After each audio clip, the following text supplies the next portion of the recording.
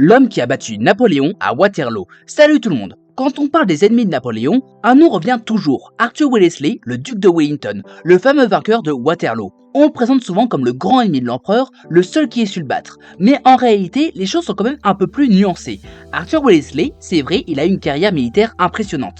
Il s'illustra d'abord en Inde, puis surtout en Espagne et au Portugal, où il tenu tête aux maréchaux de Napoléon pendant la guerre d'Espagne, guerre au cours de laquelle ses nombreux coups d'éclat lui permirent de gravir les échelons militaires avant de devenir le grand chef des armées du Royaume-Uni. C'était un militaire méthodique, qui préférait la défensive au coup d'éclat, bref, l'exact opposé de Napoléon. Et en 1815, quand Napoléon revient de son exil de l'île d'Elbe, c'est lui qu'on envoie alors pour l'arrêter. Résultat, la bataille de Waterloo a lieu le 18 juin 1815, défaite décisive pour Napoléon et fin de l'épopée impériale. Devenu un héros national, il deviendra d'ailleurs à 2 reprises Premier ministre du Royaume-Uni.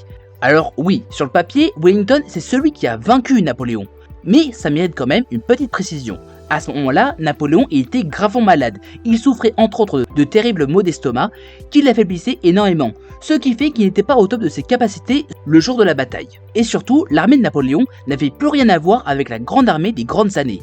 En effet, beaucoup de vétérans étaient morts en Russie ou en Espagne, remplacés par de jeunes conscrits bien moins expérimentés. Aussi, de l'autre côté, on oublie souvent que Wellington, il n'était pas le seul à avoir affronté Napoléon à Waterloo.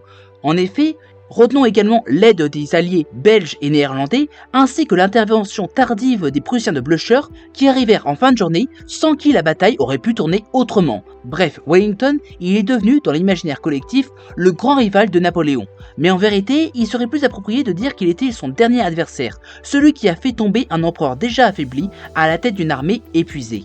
Sa victoire, elle est réelle, mais elle doit autant à sa ténacité et à ses choix défensifs qu'à l'usure d'un Napoléon en bout de course. Like et abonne-toi pour plus de vidéos.